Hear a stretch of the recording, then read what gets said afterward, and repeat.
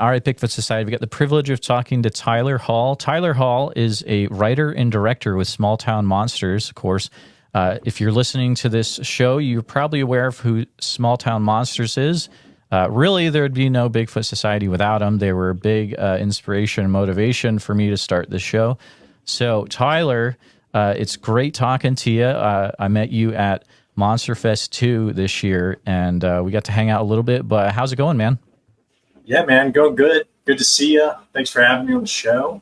And we got to hang out at Monster Fest. I don't know if you know about do you know about the typo? Yeah, dude, I have it on my wristband. Nice. Dude, I didn't get a wristband, but that's okay. Yeah. In your own words, what have you been doing for STM? What have you been involved with? All that good stuff. Phantom Lights, man. Phantom Lights, I just wrapped on it back in April. It just got cut, so now it's getting shipped off to wherever it's going to be at, probably Amazon at some point, but it premieres at the Eerie Horror Film Festival in Erie, Pennsylvania on October 4th. So that's my latest project. I'm working on a series right now called Shenandoah Sasquatch that takes place in Virginia, right here in the Shenandoah Valley, which is my bread and butter. It's my backyard. It's my home. I grew up here. And it actually premieres sometime like right now-ish on Small Town Monsters. So the first episode drops like soon, very soon, sometime tonight. Is it really tonight? All right. Yeah. Shut this down. We're trying to get it. Yeah, we're trying to get it up. Something happened with you know how like on YouTube, on the videos it has to like process. Yes. And they check for something's going on right now with this. Seth just messaged me. I'm like, I'm doing a podcast, brother. I don't know what to do. I've been battling it all day. Dude, you know what it is? The man doesn't want the Bigfoot stuff out there. I'm not even kidding, dude. Seriously. Dude, I've heard it, dude. I've heard all those conspiracies. I'll tell you this much. There are so many podcasts. So regular podcasts, I record phone calls. There are so many interviews when you start to get into like the deep stuff where it's like, click. And you're like, that's so weird that the phone calls keep shutting down all the time. Maybe my cellular is just not good. But tell me about Phantom Lights. So I think I know what those are. I'm more of a Bigfoot guy, but kind of tell me and my listeners, like, what's the deal with the Phantom Lights? Yeah, so Phantom Lights you could call them just orbs. That's a better, more simple term for them. Phantom Lights, orb lights, they have an entire plethora of different names. And you hear me talk about that. They transcend, just like a lot of phenomenon that transcends culture and ethnicity. And you hear about them all over the world. Fairy lights, just different names. So Phantom Lights, the film, it's a feature-length movie, and it takes place in the Chestnut Ridge. And Ron Murphy, who wrote Lights in the Mist and a whole bunch of different other books on phenomena in the Chestnut Ridge and other places, he is featured heavily in the film, and he helped me make that movie possible, man. Without Ron Murphy and Heather Mosier like really being the backbone of the research, that movie wouldn't have happened. But that's Phantom Lights, and I go into a lot of coal history, a lot of coal and steel industry oppression history, because that's like my background, man. I've got family members who were coal miners, and they fought in redneck, coal wars back in the day in West Virginia. So I wanted to really highlight that part of the Chestnut Ridge's history is about their union and labor movements. Wow, I didn't know there were so redneck coal wars were. I didn't. Oh, dude, I grew up in Massachusetts, so we did not have redneck coal wars in our in our history. I was actually in southern Vermont, so it was more Ethan Allen and all that stuff. There's a movie called Matewan, and it's about coal wars in West Virginia.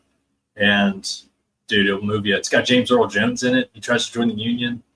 People are like, "No, I can't join the union." This one guy stands up for him. He's like, "He's a union man. He's our man."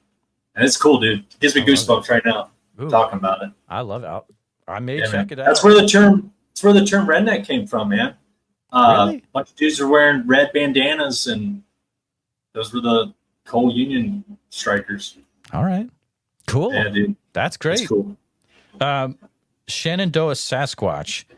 I have been waiting for this one. I've had a few interviews from Virginia. Define to me the Shenandoah. Does that apply to the whole state, or is it a certain part of the state that we're talking about? Yeah, so Shenandoah Valley applies to like roughly 120 so miles laterally on the state of Virginia. So it runs, north to south, south to north, however you want to look at it, and then east to west. It's about from the eastern side over in like Charlottesville area into like a couple counties into West Virginia. That's about how wide it is. So I don't know, give or take another 90 miles or something. So it's a very condensed, it's like a colloquialism, you could call it. And it's just another part of the Appalachian Mountains. Inside of Shenandoah Valley, you have the Massanutten Mountain Range and the Shenandoah Mountain Range. That's just kind of what we've nicknamed those mountains. They make up the Blue Ridge Mountains. The Blue Ridge Mountains make up the Appalachian Mountains. So it's just kind of just a valley within the northeastern part of, or northwestern part of Virginia. Interesting. Was this a project that you'd come into STM and you're like, I want to make this, or how did this all kind of come about for you? Yeah, so originally I came up with a couple different pitches of what I wanted to do, and mermaids was one of them. Like I had all these wild ideas, and Seth's like looking at all of them, and Shenandoah was on the list, and he's like, how about you do that as your first series? And I'm like, that's perfect, man. It's right here in the backyard. So, but I didn't have any contacts with it, so we kind of sat on it for a while until it was like the right time, and then out of nowhere, Amy Bew gave me a contact, and that was Charles Kimbrough. So yeah, I interviewed Amy, and she was like, I know a guy who lives in the Shenandoah Valley where you're from. She's like, here's his number. So I was like, oh, tight. And then I sat on that, and I'm like, dude, I have a contact now for this Shenandoah thing that I want to do. And so I reached out to Charles. We got Krispy Kreme, and we talked about Bigfoot and life and stuff. And his son's in the Navy, and he's serving right now overseas. So we talked about that. And he's just a cool dude, and I was like, man, this is going to be a good fit. And then come to find out he's a BFRO researcher, and I'm like, dude, what? That's crazy. So, yeah, that's how it kind of came into fruition. And then this is I don't know, should I just drop something right now? I mean, if Seth is cool with it, why not? Well, so I think the first episode will be out by the time this launches, so I think it's definitely cool. Okay. I don't know. So Monongahela, Bigfoot Bioacoustic. Oh, yeah. That name is definitely, you've heard of it if you're really into this Bigfoot stuff. That guy is actually in the series as himself, and his name is Devin Counts. So what? Yeah. So he actually you're like doxing Monongahela. No, dude, he like wanted to come forward and like Whoa. share everything about his life, pretty much. I shouldn't say it like that. It just kind of happened naturally. He's like, yeah, I'll be in it. And I didn't know really the whole lore. I didn't know what I had when I shot like the first weekend with those guys. And then over the couple of days that I was with these dudes, I was like, oh crap, this is a big deal. Because I'm a noob, dude. I'm a movie kid, like I didn't grow up so much with, I don't know. It's a mix, right? So I grew up watching this stuff on TV, but like, I don't know, wasn't super into it like some people are. So I didn't know Monongahela. I didn't know what I had. And then, but I figured it out, and I applied that to the show. And I hope people see that. I hope people know that I'm trying to be like, I don't know, what's a good word for that? Like, I have something that's pretty valuable to give to the world. And I just want to do that justice. And I want to do that justice for Devin as well, because it's a pretty big deal. He works in the defense contracting world.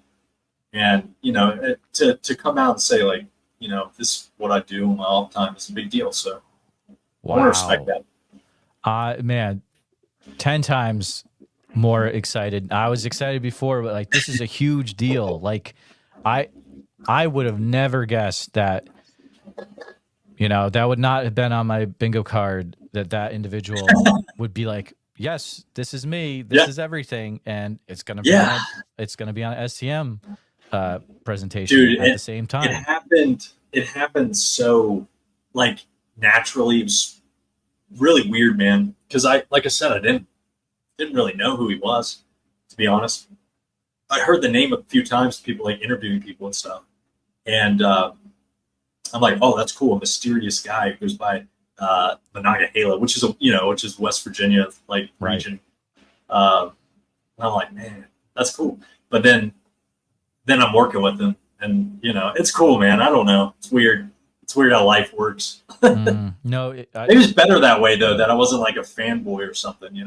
I think it was. I actually think it was, because there is something to be said for just being just be cool and hang out with people. And I had to learn that the hard way in Chicago O'Hare a long time ago with Mike Ditka, and it did not go well.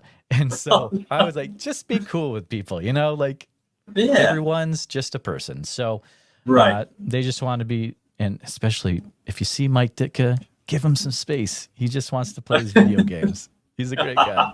I want to hear this story now, dude. You got to deep dive into that later. All right. No, I'll tell you now. So you remember the movie Kicking and Screaming with Will Ferrell? Oh yeah. Okay, so I'm not a football guy, but I knew Kicking and Screaming with Will Ferrell, and he's in it. Yeah. Right. And so I was like, I was freaking out because he was in the movie Kicking and Screaming, and he was like just sitting there in the airport playing like this old 80s handheld game. No way. Like, dude, Mike Ditka from Kicking and Screaming. And he was like, dude, I'm playing poker or whatever he was playing, and it did not go as amazing as I thought. But he was an NFL player though, right? Like big NFL guy? Coach, I think. Coach, yeah. Yeah. Yeah, I don't know. So he's like kicking and screaming. Yeah, right. He should have. Yeah, dang, dude. It's because it was the movie reference. He didn't like the movie reference. Absolutely. Shenandoah Sasquatch. So I don't know if you can give us this much. So are you actually going out and is it a thing where you're going out looking for stuff, or you're more maybe interviewing people that are involved with that part of the country in Bigfoot, or maybe a little bit of a surprise? Both. It's both. Okay. It's heavy in field research and it's heavy in interviews. So this first one was very interview heavy, just because I introduced these guys. I wanted to give them their time, so they could tell the audience who they are and how they go about research before we just jumped right into field research. But no, we've got a little plot of land. Well, it's not little, but it's like 200 acres out in the western side of the Shenandoah Valley here, across Shenandoah Mountain. And yeah, we've been hunkering down there and just getting at it over there and doing research with those guys. So it's cool. I'm learning a lot about Bigfooting. I enjoy it a lot more than I thought I was, because it's just really camping and just hanging out with the boys. And that's what I really love about it, because I'm an outdoors dude. I was a National Park Service law enforcement ranger for 4 years, and before that I worked on the trail crew, did wildfire. Like my whole life's been outside, so it's natural. And I'm like, Bigfooting fits into that so perfect. It's just hanging out and then going to look for this thing what better is that, dude? Like there's a creature that lives out there, even cooler. It can get weird, Tyler. I'll tell you that. I'll tell you this much. Like, I went out to Oregon, and when you get deep, and it changes you. Like, it eventually you will, if you keep doing this and you like keep, I don't know. Yeah. Maybe with STM it's different, but if you like really get into it and you start getting out there, there'll be a point where like something will happen and you'll be like, oh my goodness, what's that? Whoa, did you get a scrape on your arm? Whoa, yeah, dude, something did happen. Uh-oh. Dude, bad, like arterial bleed, bad. Whoa. So I know what you're talking about. That was out in Mount St. Helens. Oh, right. Wink, wink. When you went out, because you had something going on out there, right? Which you can't say too much about, but no, we can't talk about that at all. But yeah. Oh, so man. It is weird, dude. I'm with you. I think that was one of our first conversations when you said you've had weird stuff happen. I'm like, yeah, and I'm like, you have too, and you're like, yeah, and I'm like, oh, dude, yeah, we know what's up. It was, so this is before I went out to Oregon, but I don't know, dude. So like sometimes, and not to get too weird, but like sometimes I'm like talking to a person or hanging out with a person, and I'll be like, dude, this person has been through some weird stuff. Like you can tell, Yeah. and I don't Oh know yeah. if that's weird of me to say, but like, yeah, No. you have an interesting history. I kind of can tell, Tyler. You've been through some interesting stuff, and I don't know exactly what it is, but you probably have had some weird stuff happen in your past. I Oh, would yeah. think so. Just insane stuff. Oh yeah. Mm. We'll share it over beer one day. All right, fair enough. But That's dude, no, awesome. I'm with you though. Like I can, you can sense people. That's not like too out of the world anyway. It's like people we have that sixth sense in us. I think some people do, I and think so. I don't think that's too weird to say. Like you can definitely sense people and how what their vibe is.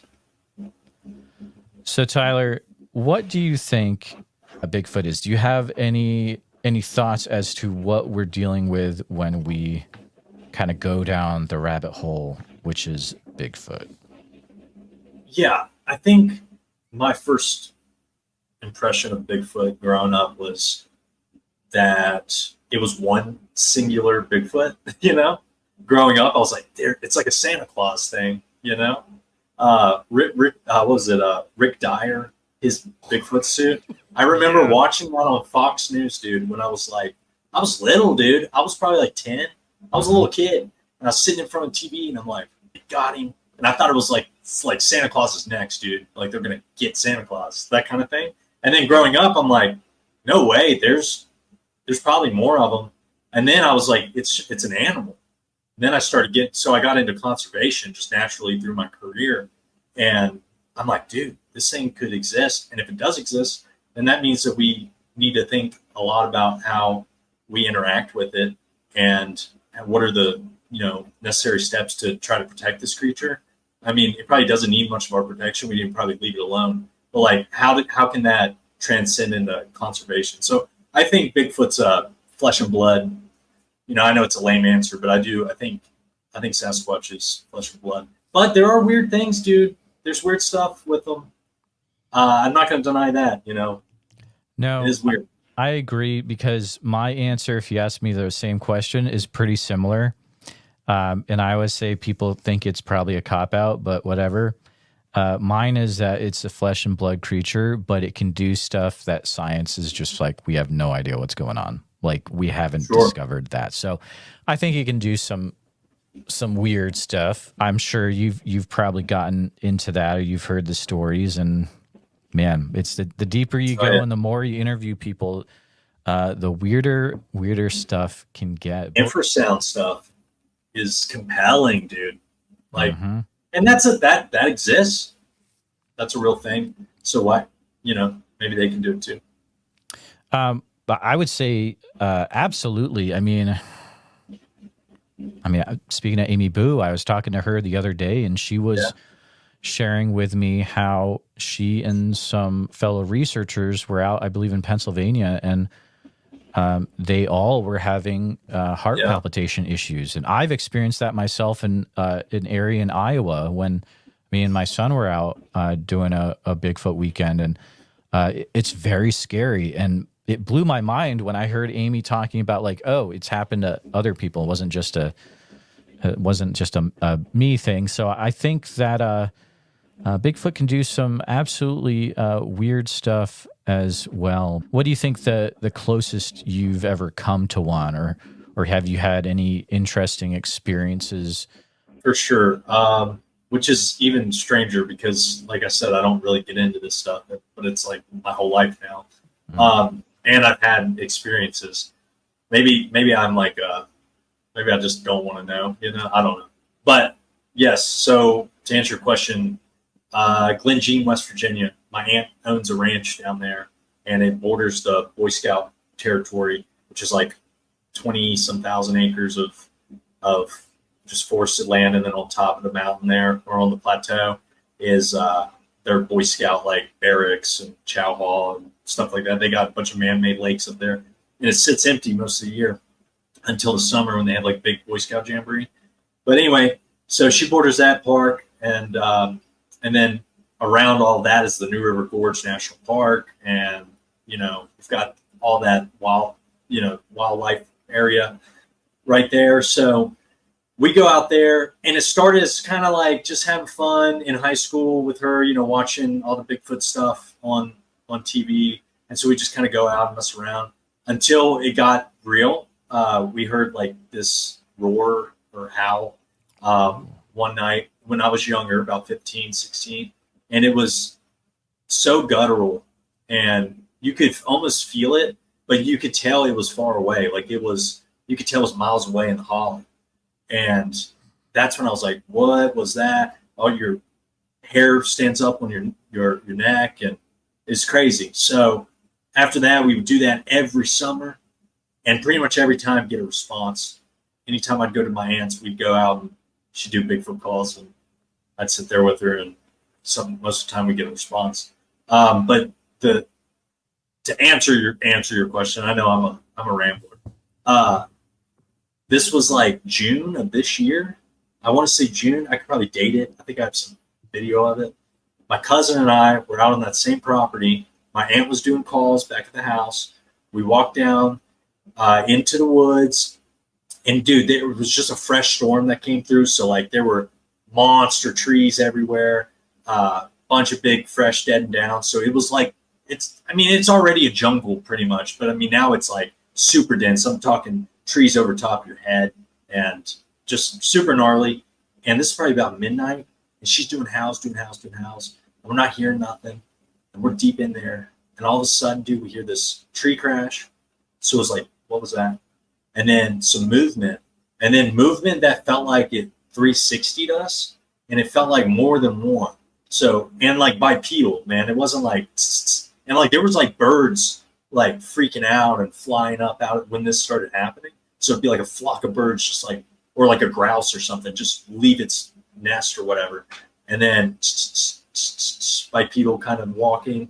And then it felt like it got closer. My cousin saw a figure, which like freaked him out. He wanted to get out of there. I've got all this on audio because the video is kind of crap. It's like super dark, but I recorded most of it in audio. And he's freaking out. And I'm like, nah, dude, I want to like let's wait this out. And then I see this, dude, it's crazy. This sounds crazy. I see this like giant ball like on the ground, dude.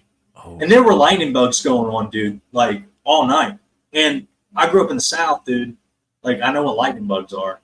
And this was like the size of a basketball or bigger, or a little bit bigger. And it was just white light, like whitish blue light, like almost like kind of see that on my, yeah, like that. And it just illuminated, and it was close to the ground. It illuminated so much, it illuminated this big fern. And I was like, whoa. And then my cousin Cole, he was like, dude, I just saw that too. And I was like, what did you see? And he's like, I saw this light. It was like lightning on the ground. And I was like, yeah, dude, I just saw that too. And then I was like, dude, we have to stick this out. And so it got more intense. And I could hear, dude, this sounds nuts. I could like hear something breathing. And I felt like, this is just my opinion, I felt like we were like 10 yards from something. What it was, I'm not going to say it was Bigfoot. I'm not going to sit here and be like, dude, we were that close to Bigfoot. But that's the closest I've ever been to something like that. So it was crazy. So you saw a large ball of light, and at the same time you could hear something breathing as well? Yeah, and yes, but we also, what accompanied all of that too was like this dead, like the smell of a dead person pretty much, but like a little more musky. The whole time this was happening was like this nasty, like dead smell. But yeah, dude, the breathing stuff, the bipedal walking around us, the ball that illuminated a fern, and then that smell.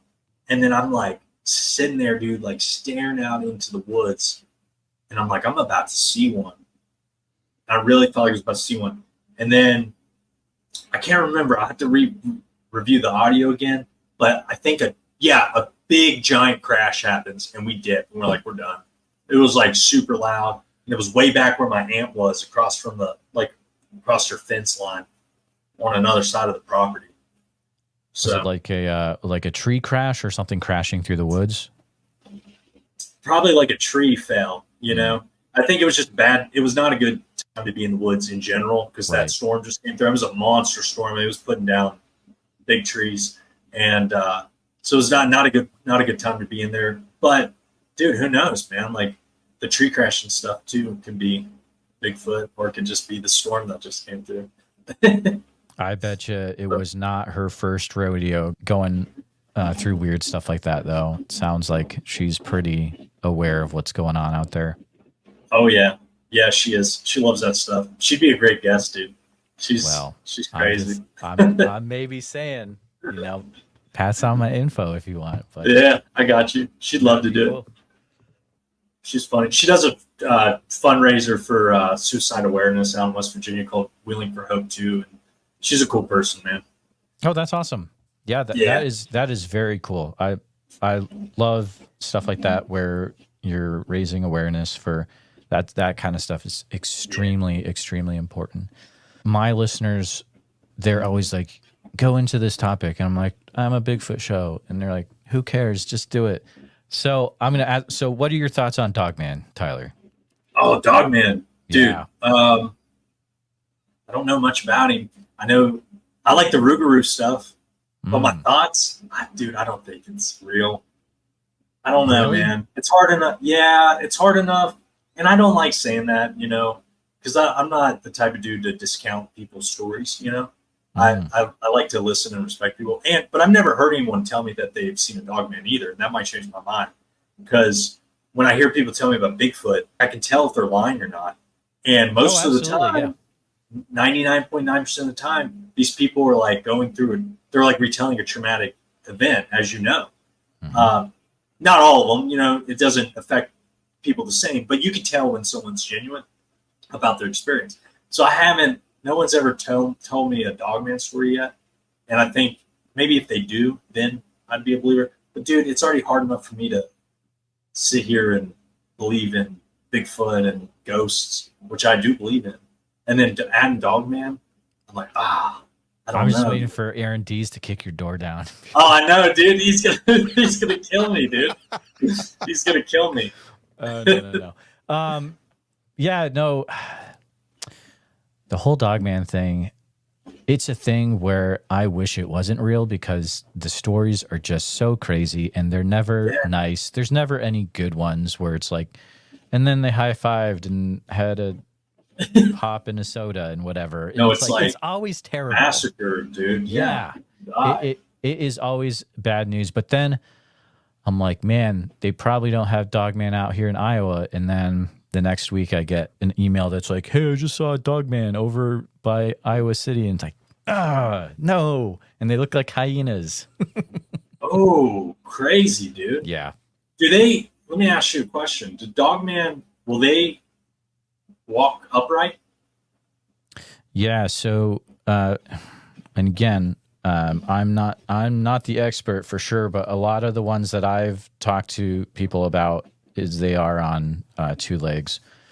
They're kind of sloped over, kind of hunched over, like kind of like a hyena looks. If you look at a hyena, like its back and its neck. They have that like narrow hind end, right? Kind of like any dog, any canine. Yeah. But then it's like more man back, like has a big back or something. Is that what they look like? I don't know. From what I know, but again, not the super expert, and really, I never want to be the expert. Aaron Dees can have that forever because I don't even want to know. I don't even know if I want to go down to the LBL, to be honest. Have you ever been down in that area at all? No, dude. I want to go so bad. I love Kentucky. That place seems rad, but weird, like super weird. I don't know. I was watching Eli. He edited all that LBL stuff. I've been watching that, and that place is very strange. The way the government just came in and acquired that land, which they do in a lot of places for public land, and but it's just weird, dude. It's a weird place. Yeah, that whole story is pretty terrible. I'll tell you that. From what from what I learned from a lot of STM documentaries. There was a lot of stuff I didn't know, and I was like, wow, this is really not cool for the people that live there. So you've been to Kentucky. Have you ever been to any weird spots in Kentucky? What's the weirdest spot you've been to in there? No, I haven't done any. I haven't done much investigation in Kentucky. Literally, like most of my time spent in Kentucky is driving through to get out west.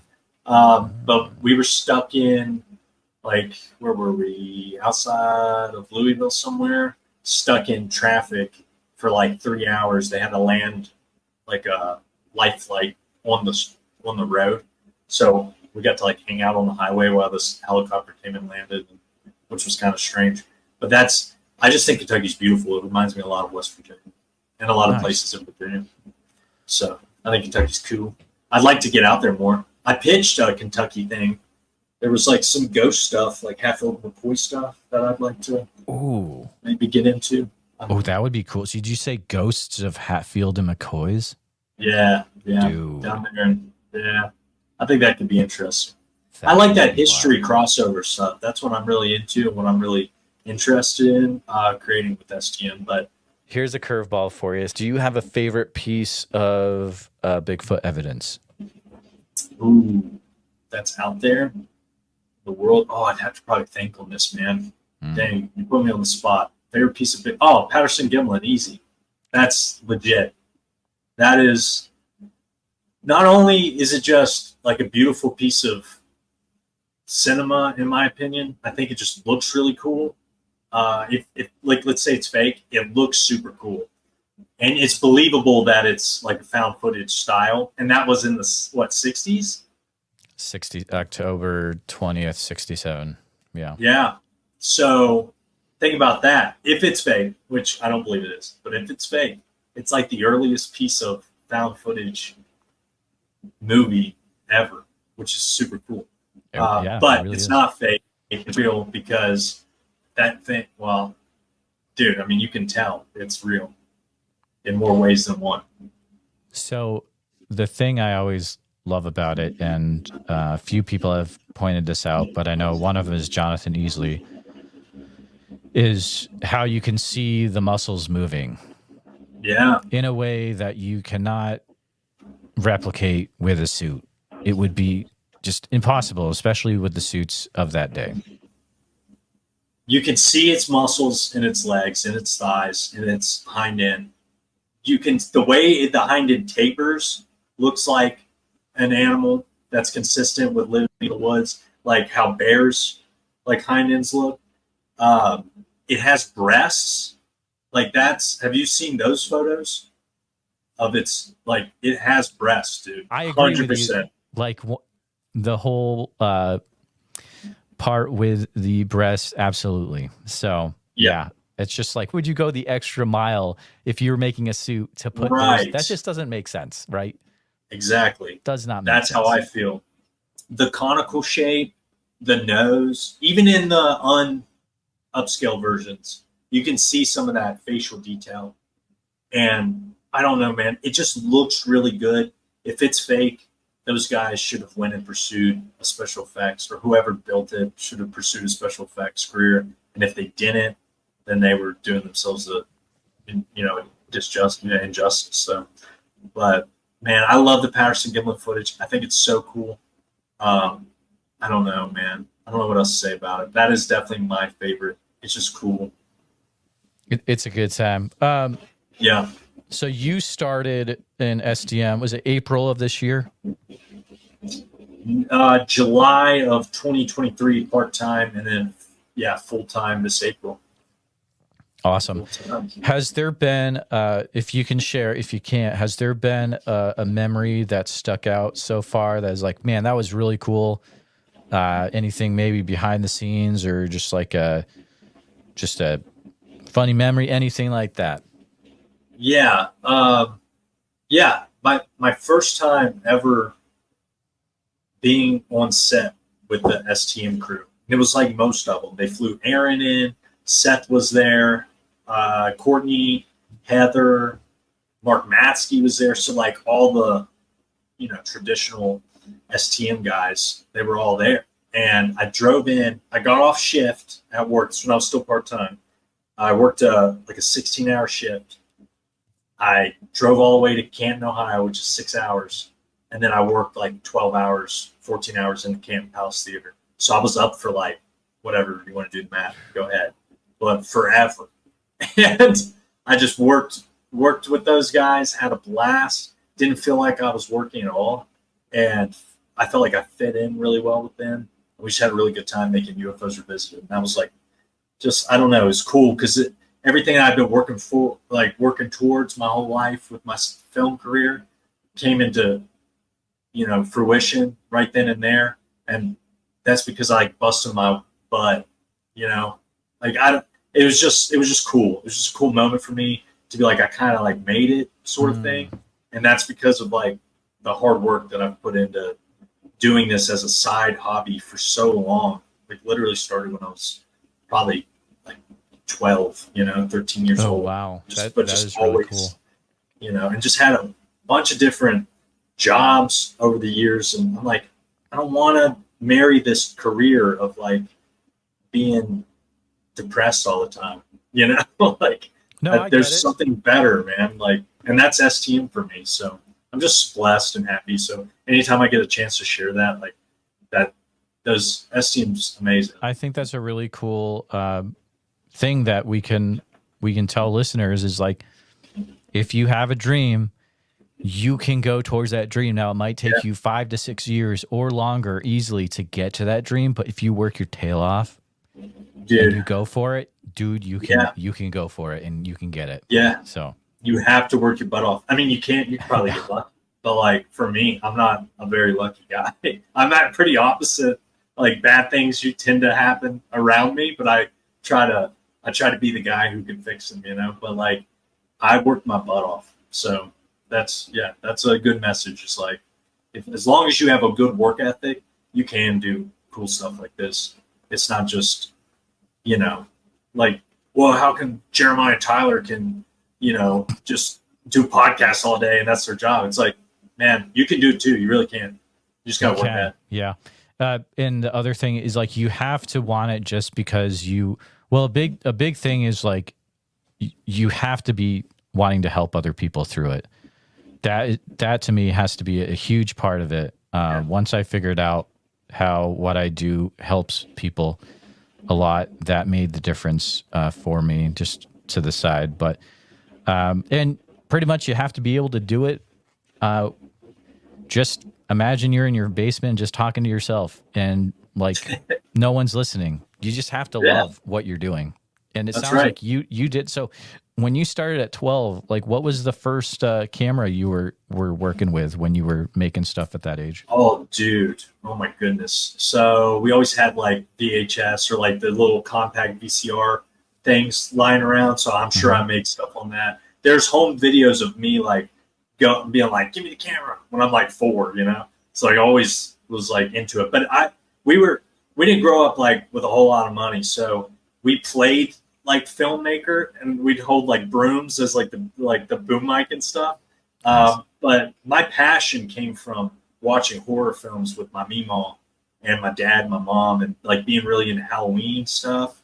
Also just like loving Halloween as a family, but watching like Army of Darkness, I got the poster up, like, oh wow, all John Carpenter stuff, Ramiro, watching that stuff with my meemaw and my dad got me into when I was at the right age, I said, oh man, these people do this as a job. Like people make movies. Then I was like, okay, that could be something I could pursue.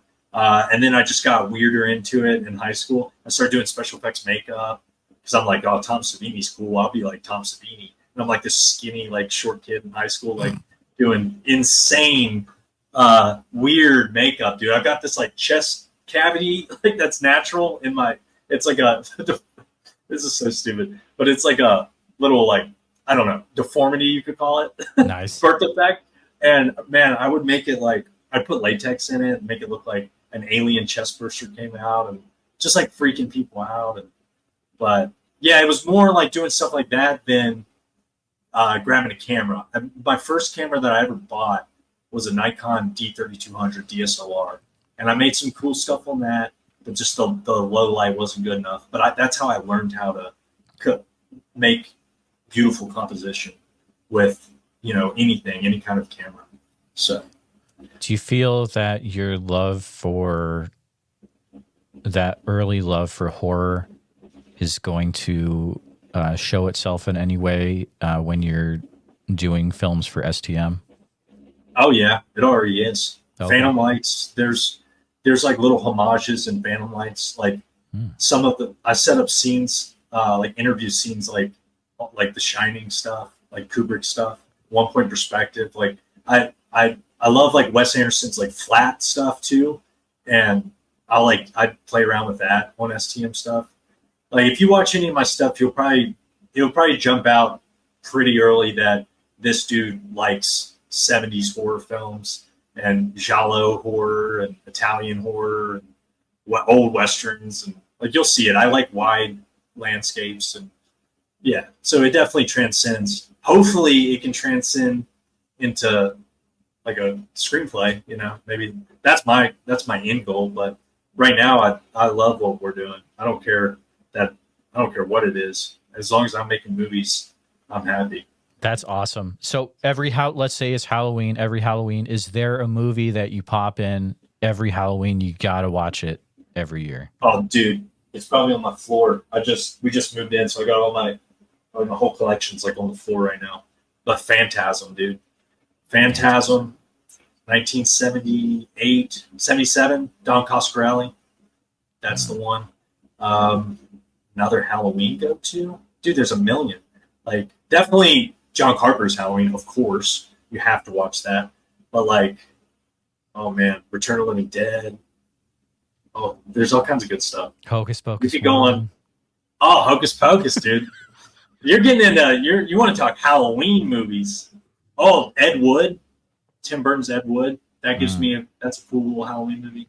I don't know. I like weird stuff too. So that's awesome.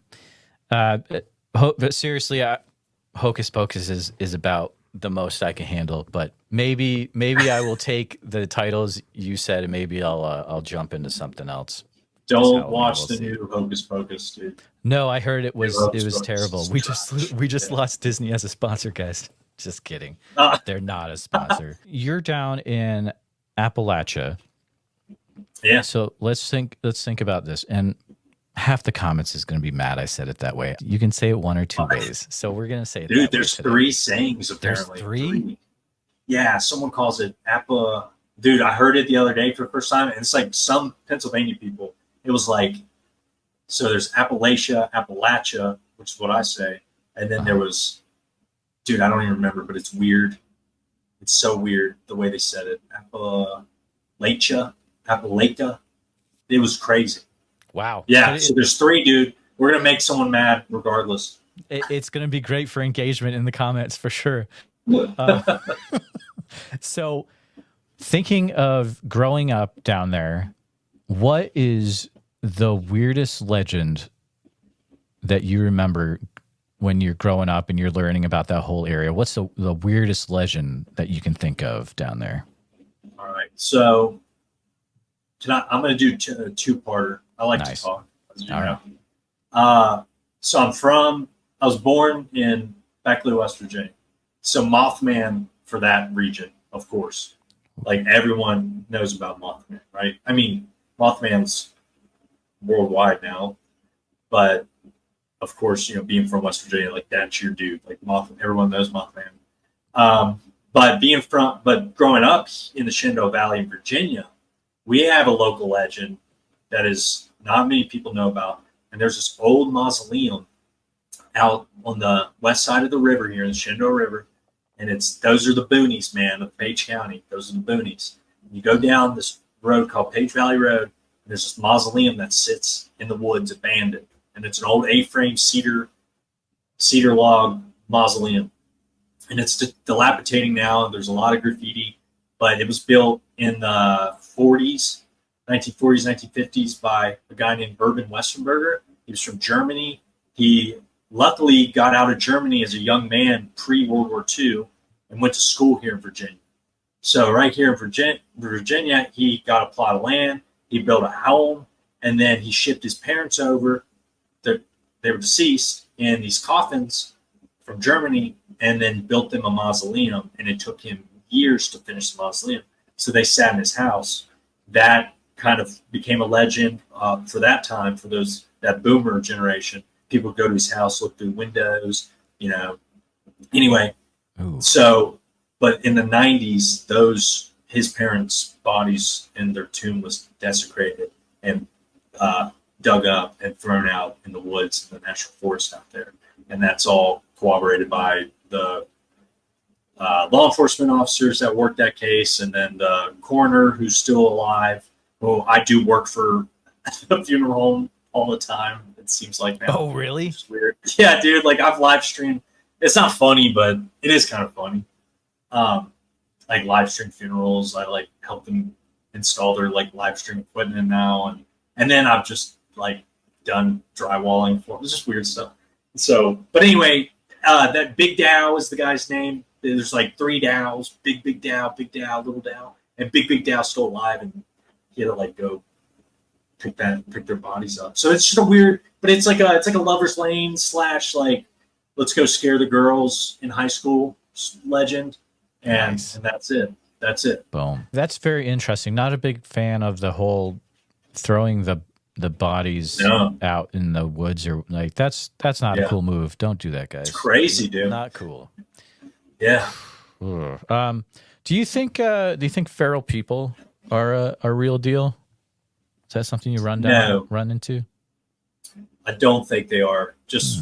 And I can explain that more thoroughly. I think there's very poor people, and I think there's very culturally connected people. Why am I saying it like that? There are people that live in the hollers of Appalachia that are very poor, and they might have had some issues genetically, or just birth defects that make them a certain way. I know a lot of these people. I've had to work cases with these people. I've worked calls with these people. I have some of these people as my family. And I think those are the people that get misinterpreted as feral people. I think there's a lot of crazy drug addicts in Appalachia as well, who get misinterpreted as feral people as well. That's just kind of my opinion on it, just because I'm from Appalachia. Like, we have these 2 dudes that hang out. They're called the Harlow brothers, and they literally hang out on the side of 211, and they'll jump in front of your car for no reason. What? Like, that's their goal, is to just like jump and run out in front of your car. And we go, and Harlow, get off the road. You like have to shoo them off the road. I've searched them before, and you find rotten bananas. Like, it's just strange stuff that if you're not from here, and you drive down 211, US Highway 211, and you see the Harlow brothers trying to jump out in front of your car, try to get in your car, you might think they're feral people, because they do look like that. They do, but they're just these dudes that are like, they have mental illness problems, they're poor. Okay. Yeah. Well, I've actually heard stories that they have some money, but that's another local legend. Oh, the comments are going to be blowing up now. Yeah. But that's what I think of. That's how I perceive that. I think that story's been perpetuated into something else. That's just my opinion on it. But man, if there are real feral people, I'm interested. Yeah, no, absolutely. Oh man, what a documentary that would be. But so you're saying this is current day. If I drive down this road, these dudes could like totally jump out and try to mess with me. 100%. My first time my girlfriend saw them last year, like last summer, and she was driving, and I was like, oh no. And I said, hey, you need to go like far around these dudes and like keep driving. And she was like, what? And I was like, I'm not trying to freak you out. Just like, don't pay them any attention. And then of course, here they come, dude. They're like running out on the road. But yeah, it's modern, man. Like, they exist. There's a lot of those kind of people around here, and it's sad. It's really unfortunate to see, but they're also like, don't do that. Don't try to like get in someone's car, but yeah, they exist, dude. That kind of stuff exists. Do you let me put this in your ear? Do you think there's any chance STM might do a Bigfoot thing in Southeast Oklahoma? Southeast Oklahoma. Ooh, Wink, wink, wink. maybe. I don't know. Actually, I'm not sure what the wink is. I don't know. I'm out of the loop on that. No, I'm just saying if there's a Oh, you meeting want and, it? like Seth is like, hey, any ideas for Bigfoot documentaries? Yeah, And Tyler's I like, got you. actually, Southeast Oklahoma Southeast might be good, Oklahoma. boss. Dude, I've heard some cool stuff come out of there, man. Isn't there like a site down there that's like supposed to have a bunch of activity? Yeah, Area X and all that Area jazz. X. And Adam and Seth went down there and back in the day and Oh, had did some they? crazy stuff happen. Yeah. Oh, wow. And Okay. you should talk to him about it. It's some pretty cool stories. So Yeah, man. I'll have to. I need to do a little more research on Area X, but I have heard stuff come out of there, and it seems like it's a pretty big hotspot. And you wouldn't necessarily think Oklahoma is a state for that, but it has a lot of like Eastern Texas vibes to it, which is a whole bunch of trees and rolling hills. So Absolutely. it makes sense. Tyler, it has been a fun time chatting with you tonight about Bigfoot and Dogman, all sorts of weird stuff and vintage horror. Didn't know we were going there, but we went there. It's pretty cool. Yeah, man. What are some ways that people can reach out to you? And if people have cool stuff for you to look up regarding Bigfoot in that area of Virginia, how can they contact you? Please, yeah. thall@smalltownmonsters.com. That's my email. Super easy to send me that. thall@smalltownmonsters.com. Or just hit me up on Instagram, Tyler Hall Film. But yeah, DM me, whatever. We'll talk weird stuff. Awesome. Very cool. Thanks for coming on, Tyler, and I hope our paths cross again in the future. Oh, Jeremiah, it was great. Thanks for having me, man.